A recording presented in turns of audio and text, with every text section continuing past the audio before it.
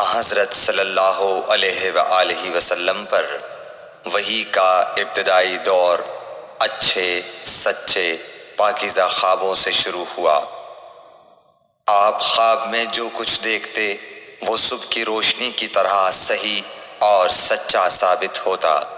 پھر من جانب قدرت آپ تنہائی پسند ہو گئے اور آپ نے غار حرا میں خلوت نشینی اختیار فرمائی اور کئی دن اور رات وہاں مسلسل عبادت اور یاد الہی و ذکر میں مشغول رہنے لگے۔ جب تک گھر آنے کو دل نہ چاہتا توشہ ہمراہ لیے ہوئے وہاں رہتے۔ توشہ ختم ہونے پر ہی اہلیہ محترمہ حضرت خدیجہ رضی اللہ تعالی عنہا کے پاس تشریف لاتے اور کچھ توشہ ہمراہ لے کر پھر وہاں جا کر خلوت گزین ہو جاتے۔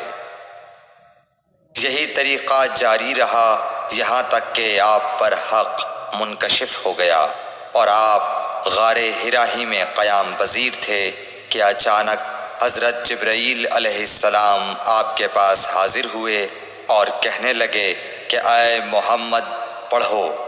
آپ فرماتے ہیں کہ میں نے کہا کہ میں پڑھنا نہیں جانتا۔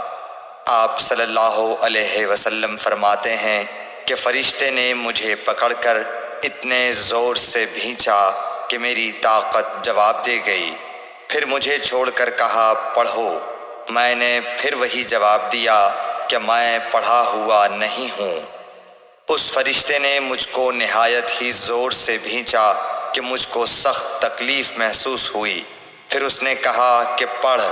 میں نے کہا میں پڑھا ہوا نہیں ہوں۔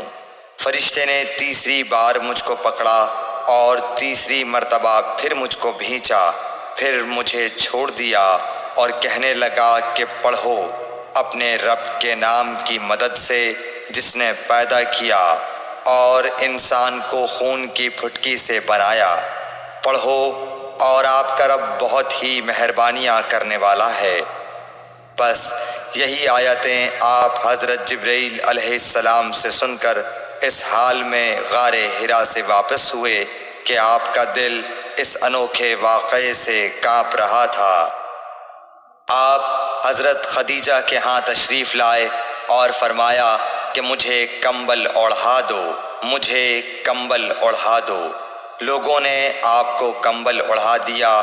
جب آپ کا ڈر جاتا رہا تو آپ نے اپنی زوجہ محترمہ حضرت خدیجہ رضی اللہ تعالی عنہا کو تفصیل کے ساتھ یہ واقعہ سنایا اور فرمانے لگے کہ مجھ کو اب اپنی جان کا خوف ہو گیا ہے۔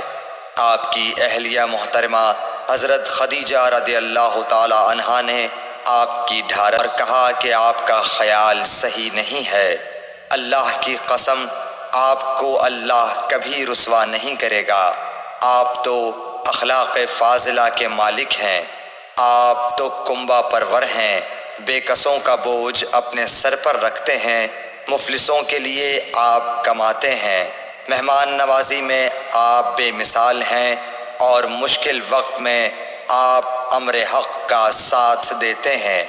ایسے اوصاف حسنہ والا انسان یوں بے وقت ذلت و خواری کی موت نہیں پا سکتا۔ پھر مزید تسلی کے لیے حضرت خدیجہ رضی اللہ تعالی عنہا آپ کو ورقہ بن نوفل کے پاس لے گئیں جو ان کے چچا زاد بھائی تھے اور زمانہ جاہلیت میں نصرانی مذہب اختیار کر چکے تھے اور عبرانی زبان کے کاتب تھے۔ چنانچہ انجیل کو بھی حسب منشائے خداوندی عبرانی زبان میں لکھا کرتے تھے۔ انجیل سریانی زبان میں نازل ہوئی تھی، پھر اس کا ترجمہ عبرانی زبان میں ہوا۔ ورقہ اسی کو لکھتے تھے۔ وہ بہت بوڑھے ہو گئے تھے، یہاں تک کہ ان کی بینائی بھی رخصت ہو چکی تھی۔ حضرت خدیجہ رضی اللہ تعالی عنہا نے ان کے سامنے آپ کے حالات بیان کیے اور کہا کہ اے چچا زاد بھائی، اپنے بھتیجے محمد صلی اللہ علیہ وسلم کی زبانی ذرا ان کی کیفیت سن لیجئے۔ وہ بولے کہ بھتیجے آپ نے جو کچھ دیکھا ہے اس کی تفصیل سناؤ۔ چنانچہ آپ صلی اللہ علیہ وآلہ وسلم نے از اول تا آخر پورا واقعہ سنایا، جسے سن کر ورقہ بے اختیار ہو کر اگر تم مجھے سچ بتا رہے ہو تو یہ وہی فرشتہ ہے جو موسیٰ پر بھی بھیجا گیا تھا، جو بھی اوپر والے کا وہ فرمان لے کے آیا ہے، لوگوں نے اس کی خلافت کی ہے۔ میں دعا کروں گا کہ اوپر والا مجھے اتنی زندگی بخش دے کہ مشکل کی اس گھڑی میں تمہارے ساتھ رہوں۔ بول اٹھے کہ یہ تو وہی ناموس معزز رازدان فرشتہ ہے جسے اللہ نے حضرت موسیٰ علیہ السلام پر وحی دے بھیجا تھا۔ کاش میں آپ کے اس عہد نبوت کے شروع ہونے پر جواں عمر ہوتا، کاش میں اس وقت تک زندہ رہتا جب کہ آپ کی قوم آپ کو اس شہر سے نکال دے گی۔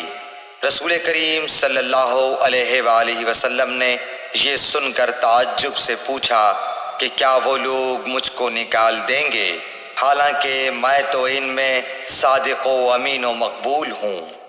ورقہ بولا، ہاں یہ سب کچھ سچ ہے، مگر جو شخص بھی آپ کی طرح امر حق لے کر آیا لوگ اس کے دشمن ہی ہو گئے ہیں۔